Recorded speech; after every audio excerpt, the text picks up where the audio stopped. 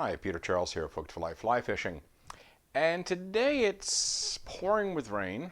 I can watch the graph of the rivers go up. You know what's going to happen. It's going to get very dirty. I mean, we've had a lot of rain. It's going to wash a lot of mud, especially out of the creeks. One of the places I fish is below the mouth of a creek, and that creek at this time of year is just going to dump a lot of dirt into the river. So what do? Do you stay at home or do you go fishing? I still go fishing, and I still catch fish in chocolate milk water. So there's some things I do in order to get fish, but it's also an approach of how I think of the water as opposed to when it's clear or when it's quite clear. There's a few things to think about. First off, wading can be a bit more difficult because we usually associate dirty water with high water, faster water. So you're often limited to areas that you can get to easily without risking your neck. So I do sort of reduce my wading, I should say, ambitions to something that's more reasonable for the water conditions. Sometimes that means I have to go for more of a long distance solution in terms of my rod selection and my line selection. So I might think in terms of short distance when I can get to where I want to go, and longer distance where I have to cast that distance instead of wade that distance.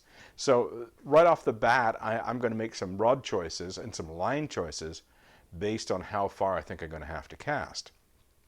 Now, if I can wade to it, one of the things that dirty water allows you to do is get right on top of the fish.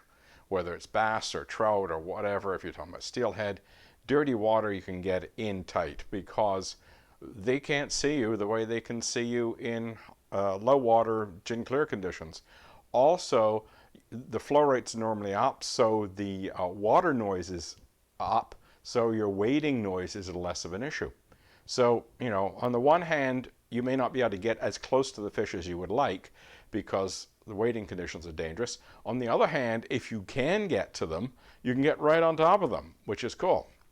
Now, what am I going to do in terms of actually presenting a fly to the fish?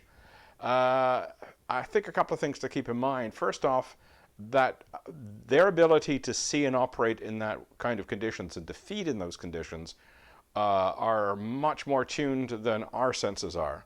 So we look at that water and go, oh, geez, they'll never see my fly. They'll never see my lure, whatever we're using. I got news for you, they will. They'll both sense it with their lateral line, and their ability to see in that murk is better than what we can do. So I wouldn't assume that they're not going to be able to see what you can fish to them. But the other thing, you do have to be closer to them. Because let's face it, I mean, they're not magicians. They might be able to see twice as far in that condition than we can, but if twice as far is only that far, the fly has to be at least within that range. This is one aspect where if you're using lures with noise makers inside, that really helps because the fish can key on the noise. So they get the noise, they get the vibration, and they get the size, the brightness. With fly fishing, not so much. We're looking at a fly that doesn't make any noise, doesn't push nearly as much water, and is smaller. So you're going to think to yourself, is fly fishing at a disadvantage? I wouldn't say so. I've done extremely well with flies in dirty conditions. What I have done is modified how I present the fly and the fly I use. So let's start with the fly first off the bat. I have a pattern called the Dirty Harry, and it's made out of purple, black, and red. Now, it also has a ball of dubbing or wool right behind the collar. So in heavy flows, that collar doesn't flatten against the body, but it stands out. So this thing looks really big going through the water. Yet it's not that difficult to cast, it's not that bulky to cast. So you want a bulky looking fly in the water, but one that's not necessarily bulky to cast. Because if you are casting a long way, a big fly will, impact your casting distance. The other thing to think about is when you're designing your flies and putting them together, if you have a high drag fly, especially if you're using a sink tip, there's a tendency for that high drag fly to pull the sink tip up. You'd be surprised how much a high drag fly will lift a sink tip.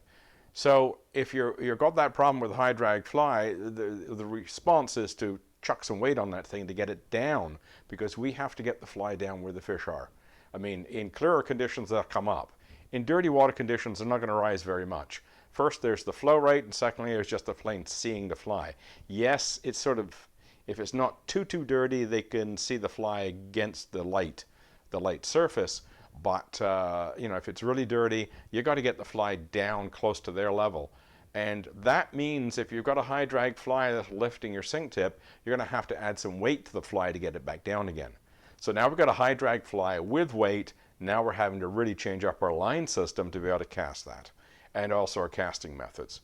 So you can see how that sort of snowballs into a situation where now you're using a much heavier rod and line and sink tip to cast that big heavy fly to get it down where the fish are. Another approach, of course, is to use intermediates and full sinkers, because they don't have that lifting problem to the same extent that a sink tip does. So you can keep a fly that's unweighted down lower. It still should sink reasonably well, because you don't want a situation where the fly's up here and your line is down there. You want to be able to have a fly that does get down, but you don't necessarily have to use a heavily weighted fly. My Dirty Harry fly is exactly that. It's got a heavy hook, but it's not weighted. So it goes down pretty good. And if you put it on the end of a sink tip, sorry, not a sink tip, I mean intermediate or a full sinker, it will get down, it'll go down with the line, so you don't have that problem of the fly hanging up. So one of the things to think about is you might want to look at sinking lines as opposed to sink tips when you're dealing with dirty water conditions, because they do stay down better when you're having to cast those big heavy flies or the big high drag flies. Another thing to think about when you're dealing with dirty water conditions is that you need to slow things down. You don't want a presentation that zips a fly past the fish. The odds of them chasing it in the murk are significantly reduced, which means you're casting more downstream and letting the fly come across more slowly. And that's another advantage for full sinkers and intermediates, is they tend to be lower down in the water column where the water is moving a little slower, and they'll come across a little bit more slowly, and that works to your advantage as well. So if we want to recap, you want to think of the fact that you've got to get the fly down where the fish are. You want a big bulky fly with a lot of profile to it, moves water, looks big in the water, which then introduces a need to add weight to get it down, and so on and so on and so on. It snowballs through your gear. So if you can get away with a fly that sinks well and looks big without it being big, and that's what my Dirty Harry does, then you have a better shot at getting that fly down where the fish are. And I've been very successful in dirty water conditions, both with the tube version and the hook version of that fly. So let's talk about that fly for a moment in terms of its color. One of the interesting things we know, if you've got relatively clear conditions, long wavelengths of light don't penetrate the water as well as shorter wavelengths. So you'll, red, for example, turns to gray fairly quickly as you go down. What's interesting about dirty water conditions is the long wavelengths penetrate really well.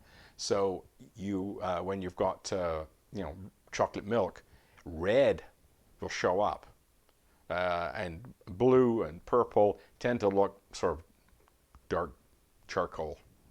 So with my Dirty Harry fly, it's a mixture of purple and black. So in the water, it's kind of charcoal black when it gets down deep, but that red will still show.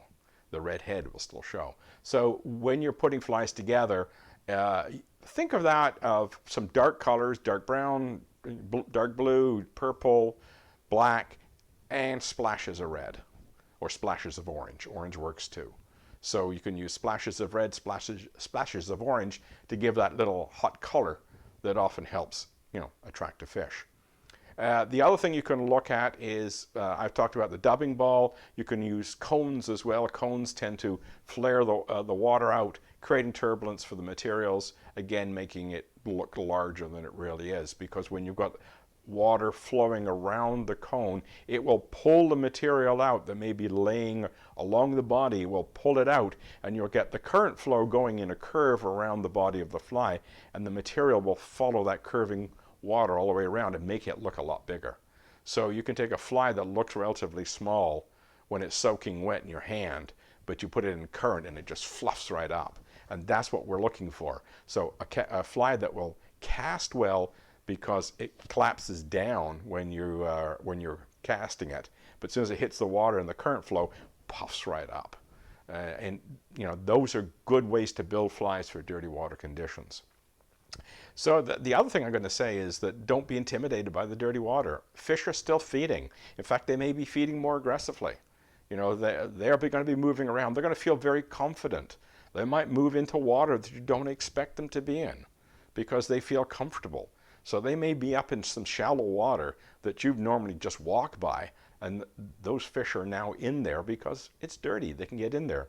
I can remember people talking about when the Grand River had overflown its banks up north in Fergus, and people saw rising trout in the middle of the trees because it had flowed up into the trees, and the trout went up there with them, and they were taking bugs right in the middle of the trees. So, the fish in dirty water conditions don't necessarily just sit in the deep holes where they usually sit. They can move out. They'll feel comfortable.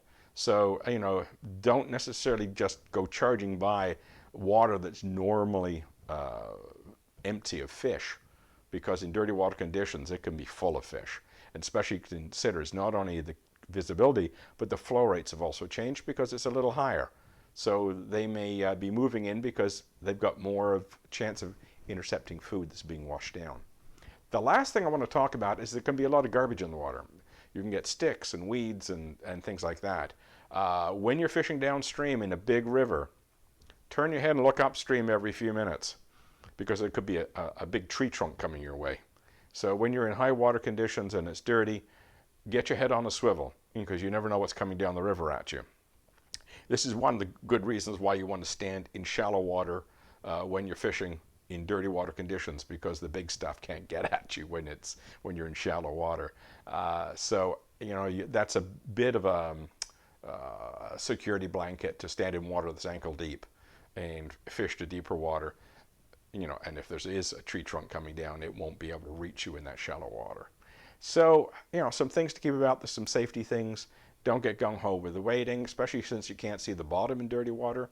Have a wading staff if you need to probe. If you know there's a ledge somewhere, having a wading staff is very handy to go find it so you don't fall off of it, and things of that nature. It's just a bit of common sense. The other thing is, if you've got amber-tinted sunglasses, that will help you look into that murk a little bit better than, say, a gray tint. So it helps to have the amber-tinted glasses when it's overcast and the water's a little dirty. So I wouldn't get turned off of dirty water. As I say, I've done extremely well when conditions are lousy. Fish are still feeding, often more aggressively. Just change your thinking. Put your gear together accordingly. Think of what you need to have the fish see your fly, and get out there. You'd be surprised what you can pull out of a dirty river. Cheers.